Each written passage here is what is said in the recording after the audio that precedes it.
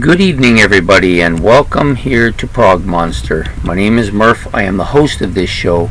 This is a show dedicated to progressive rock and other forms of rock music. So we're going to attempt to do a evening episode here that's going to come out tomorrow morning. Well, for the new series that I'm running, which is the other prog bands. Yeah, so this series is the Battle of the Other Prog Bands. Basically, they're the bands that should have gotten more love and attention than they actually did. But because they didn't either come out at the right time, or maybe they were sounded too much like somebody else, or maybe they just didn't get the attention, or they weren't promoted, or whatever the reason was, these bands did not get the big time label and name that a lot of progressive rock bands did in their time period. So I also apologize. This is my first attempt to use this lighting. I'm not actually crazy about it, but we'll give it a try and see how it works out. And if I don't like it, I won't be doing it again, but we're going to try it anyways. So this series that we're going to be running is basically similar to the Great Prog War, with the exception that these bands are more obscure, not as well known, not as big, not as promoted as well, all those things. And so we're doing another battle, and there's 32 bands in this battle. Not all at once, of course, so we're doing two at a time. Two bands will face each other, and then I have to listen to both albums, which I've done for tonight's episode. And then I have to pick one, which I've also done for tonight's episode. So Ben is the one picking all of the albums. He's got a lot of fairly unknown albums to me here. There are maybe half a dozen, or maybe a little bit more, maybe 8 or 10 of the bands I've actually listened to this stuff before. A few more of them I've heard of but never actually got into. But tonight's is both new to me. I've listened to them both now in their entirety once, and I have to say they're both very interesting bands. I do not dislike either of these bands. It was unfortunate one of them won't be able to go on to the next round, but at the same time it was an interesting listen to for me. So the first band that we're going to do tonight is called Elevator, or Eluvator. I'm not sure how you pronounce it. The album is called Children, from 1995 on the Inside Out label. I'm not going to give all kinds of details about the band. I'm not here to do that. I'm just here to listen to their music and see how they stack up against the challenger. In this case, the challenger will be Shingetsu, their self-titled album from 1979 on Zen Records. They're Japanese, of course.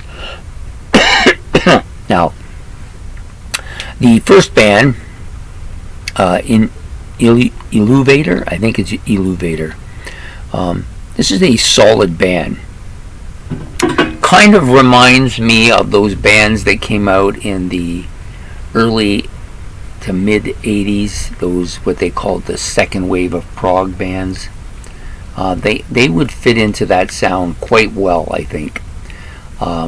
They do have some earlier Genesis soundings parts to their music, as well as the big thing here for me is that at times I hear a lot of Phil Collins' voice here on this vocalist. Not all the time. Sometimes he doesn't sound like him a lot, but other times he really sounds like him a lot. That's what I'm hearing anyways. So some of the things about this band and this album I liked included, I liked the album cover. It was interesting. The bass, some of the bass parts in this are really quite good. And whoever the bass player is, he's really forward, but also like very kind of noticeable and quite good. He's quite good. The vocalist, again, I've already said this, he sounds a lot like Phil Collins at points in the songs, but not all the time. Some of the time he has a more of a higher pitched voice.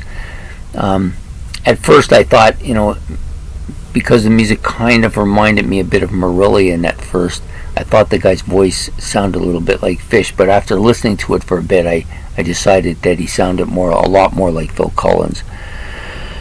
The songs are well put together. The instrumentation is quite of a high caliber, like a very high caliber instrumentation here.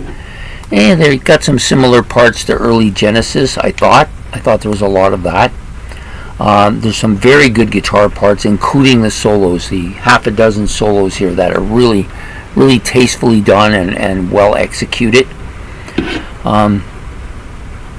There is a lot of organ, and it's very reminiscent. Some of the organ, not all of it, but a lot of it, I wouldn't say even a lot of it, I'd say about maybe a third to half of it kind of sounds very reminiscent of early Genesis, but then there's a lot of it that's more modern sounding too. The guitar and the music overall are quite heavy. Not all of it, but there's enough heaviness here that it really is like even heavier than what Genesis would have done if you were thinking of The Knife or something like that. There are, of course, some pastoral or kind of subdued songs here too, like very usually the keyboard will initiate this. He likes to use the organ, very mellow sounding organ, but a lot of atmosphere, and then a couple of the songs have that really kind of subdued sound to their music. A lot of dominating keyboard atmospheric music here, like a lot of it, almost what you would hear in some of these symphonic kind of metal bands, but this is of course not metal at all. It's very but it does have that kind of atmosphere that you get from that symphonic music. The lyrics are well thought out. I thought they were quite well done. So the sound and the production are very, very good. They're quite excellent. Really clear in a lot of places. A lot of really good production sound. You can hear all the instruments. Very forward in a lot of cases as well. It's a very prog light, very reminiscent of the Fish era of Marillion. I don't know the other era that well, so I can't really say if it sounds like that, but from that Fish era of Marillion, it has a lot of that to it. There's a lot of that kind of updated Genesis sound, I guess is the best way to describe it. My favorite track was that Haze, the opening track. I like that quite a bit. So this band is going up against Shingetsu. Sorry, I'm getting tongue-tied here. And their self-titled album, which was released in 1979 on Zen Records. Of course, all the singing is in Japanese, so that kind of hurts them a bit with me, because I like to hear what the lyrics are saying. I like to know. And even though I do understand some Japanese and do speak some of it, I don't speak enough of it to really understand what's going on here. The guitar bits and the acoustic bits are really good on this album. He uses a lot. The band uses a lot of different guitar sounds. I find and they're all quite good. The keyboards can be explosive at times, like very dominating, and then subdued at other times. I found it had a lot of good up-tempo moments. I don't really hear anybody here. I don't hear them as being influenced. I don't know where their influence is from. I don't get a lot of any kind of feel for their influence. It's just really good progressive rock here. The electric guitar solos with some really strong bass at times, like they're very dominating instrumental. The album cover's a little bit quirky. I'm not really sure what's going on there. It looks like little people falling, and maybe I'm not seeing it correctly, but I don't see well to begin with, so that could be the possibility. The organ piano combo is very interesting and very innovative at times. I find his use of those two instruments, or their use, I keep referring it to a person, but it's actually a group here that's doing this.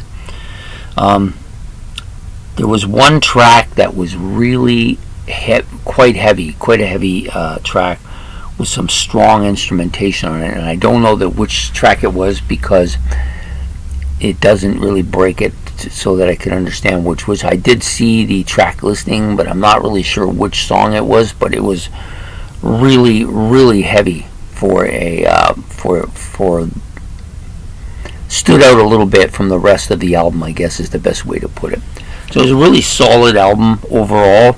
It's not an album that I've ever listened to before, but it's an album that I definitely will look for and listen to if I can find it.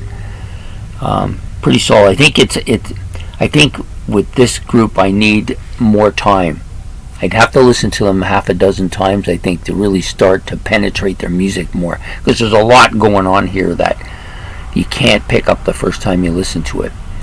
And so I think that and the everything being in Japanese kind of hurt it a bit. And the other album was so good that it couldn't actually afford to miss a beat anywhere, and I think it just missed a little bit here. So I gave this victory to Eluvidator because of the lyrics, because of the vocals, because of all of the music that I talked about earlier. And I guess Shingetsu just needs more time to develop for me, but unfortunately there's not time to listen to them more than once, so it's going to take the hit today, and Eluvidator is going to be the one that moves on. I was just looking for my pen, but I can't find it. So there's your first battle, and this is day one of the battles, September 1st. So the next battle will be again tomorrow. Actually, that would be on Saturday, because tomorrow is day one, because this is the night before. So this first one will come out tomorrow, and the next one will come out on Saturday, and then we'll do one a day until we have a finals and a winner at the end. So the first victor, Eluvidator, and their album Children, Shingetsu, goes by the wayside for this tournament. So I hope you enjoyed this episode. It was fun to listen to these two albums. I think this will be a lot easier for me than the battle of the hard rock bands, there was a lot of lesser known rock bands there. I'm not as big on lesser known hard rock bands. I do like a lot of obscure prog though, so I think it'll be a lot more interesting for me, and hopefully for you as well.